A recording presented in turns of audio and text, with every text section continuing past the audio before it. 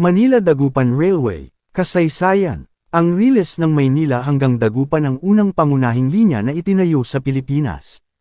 Nagsisilbi sa hilagang bahagi ng gitnang Luzon, ang cornerstone ay inilatag sa magandang istasyon ng Tutuban, sa distrito ng Tondo ng Maynila, noong ika-31 ng Hulyo taong 1887. Noong Marso taong 1891 ang unang seksyon ay natapos sa Bagbag, may layong 45 kilometro.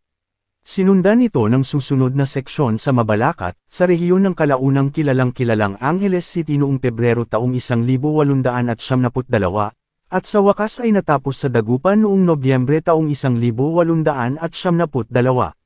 Ang konstruksyon ay may mataas na pamantayan na may mga pandekorasyon na bakal na tulay, at ang mga istasyon ay may dalawang palapag na uniforming disenyo.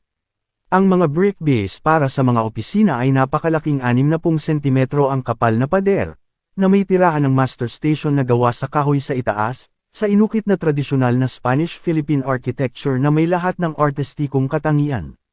Ang Tutuban at Dagupan ay head and terminal, at mas malalaking halimbawa ang makikita sa San Fernando, Pampanga at Tarlac.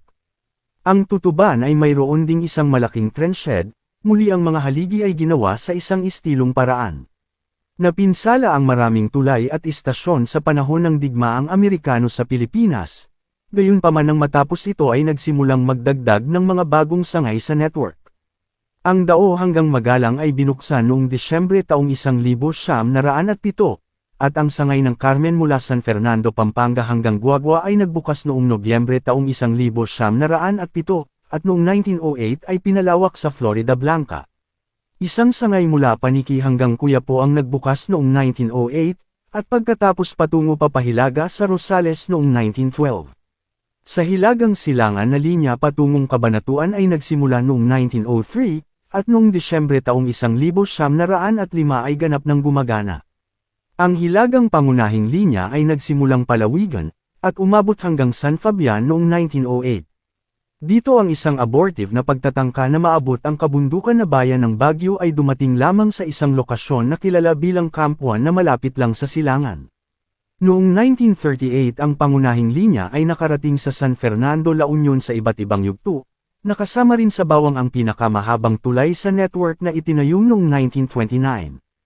Ang mga gusali ng istasyon ay sumasalamin sa mabagal na paglipat ng pagpapalawak sa kanilang iba't ibang mga disenyo.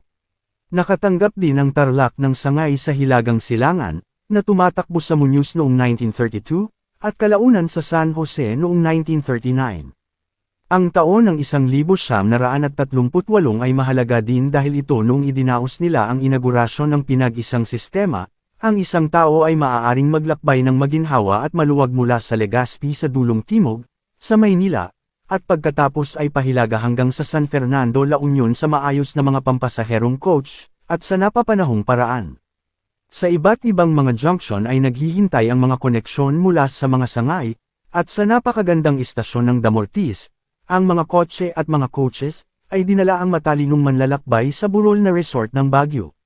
At pagkatapos ay dumating ang ikalawang digmaang pandaigdig, pinahaba ng mga Hapones ang linya mula sa San Fernando, La Union ng isa pang 40 kilometro pahilaga patungong Tagudin. Ang tren ay hindi nakaligtas sa ilalim ng US Army kasunod ng tagumpay, marami ang natanggal at muling ginamit sa ibang lugar upang ayusin ang pinsala. Ang haka-haka ay may mga lagusan sa mga bundok sa ibaba ng Baguio, na hinukay para sa isang Swiss-style rock line na sasamahan malapit sa Damortis.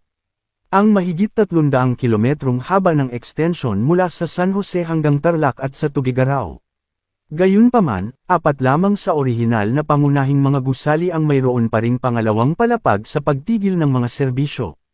Ngayon, 2 na lang ang natitira sa ganitong porma, ang napreserbang gusali sa Tutuban gaya ng nabanggit, at ang huling karaniwang maliit na istasyon sa May Kawayan, na hindi masyadong maayos. Ang lahat ng iba ay mula sa mga shell lamang hanggang sa iba't ibang mga adaptasyon sa mga lokal na gamit, sa kahabaan ng mga sangay ang karamihan ay ganap na nasira.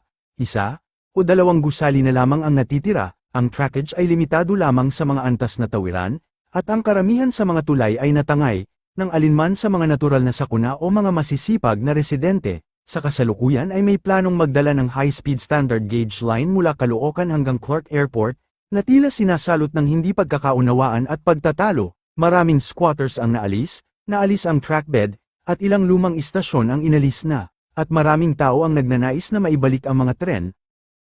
Kung mahilig ka sa ganitong mga kwento pa-follow na Sacking Page, salamat.